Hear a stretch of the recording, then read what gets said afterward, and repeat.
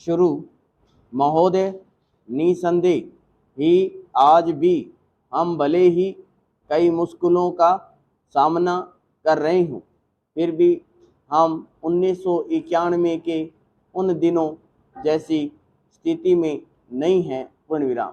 एक राष्ट्र के रूप में हमने काफ़ी भरपाई कर ली है और हम आगे बढ़ने के लिए तैयार हैं। पूर्ण विराम।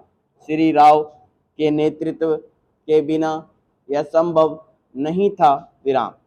अब यह अटकल लगाना व्यर्थ और मूर्खतापूर्ण भी है कि कोई और नेता होता तो क्या कुछ ज़्यादा और बेहतर किया जा सकता था या नहीं। पूर्ण विराम।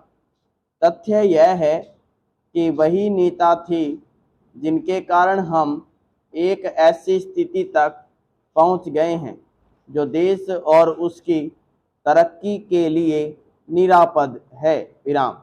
हम जिस अवधि से गुजरे हैं वह बहुत मुश्किल और हलचल पूर्ण थी। पूर्ण विराम। सोवियत संघ के पतन और विघटन से हमारी जो कुछ भी अंतर्राष्ट्रीय स्थिति थी उसका आधार ही खत्म हो गया। पूर्ण विराम। ऐसा लगता है कि हमारे देश में कुछ लोग इस घटना का पूरा मतलब नहीं समझ पाए हैं। विराम। बेशक यह कम्युनिस्टों और आधुनिक समाजवाद के अन्य समर्थकों के लिए बेहद चिंता का विषय था। पूर्ण विराम।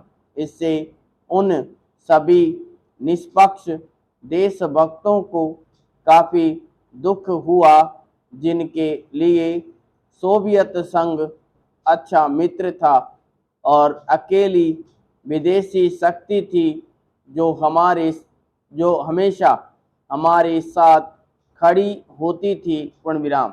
उससे हमें काफ़ी नैतिक और भौतिक समर्थन भी मिलता था। विराम।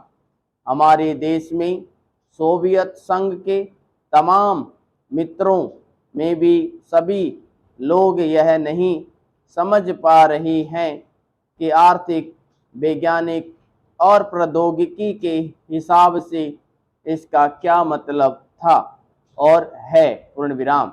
जब हमें सख्त ज़रूरत थी तो कोई ऐसा नहीं था जिसकी ओर हम देखते।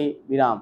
घबराना और अपने देश को दिवालिया राष्ट्र घोषित करने के बजाय प्रधानमंत्री ने मुश्किलों का डटकर मुकाबला किया। विराम।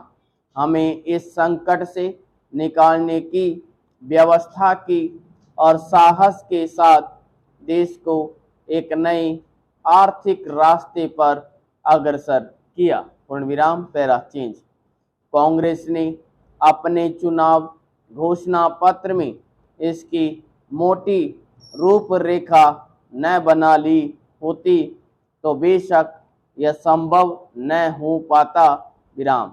इस घोषणा पत्र के मुख्य निर्माता स्वयं राजीव गांधी थे और इसे तैयार करने में श्री राव उनके मुख्य सहायक थे। पूर्ण विराम। देश को संकट से उबारने और नए आर्थिक रास्ते पर ले जाने में बेशक मनमोहन सिंह की देशभक्ति, विद्वता और ख्याति महत्वपूर्ण कारण थी। विराम। नई आर्थिक नीति जनता के हित में नहीं है। इस काल्पनिक तथ्य को लेकर काफ़ी हंगामा मचाया जा रहा है। पूर्ण विराम।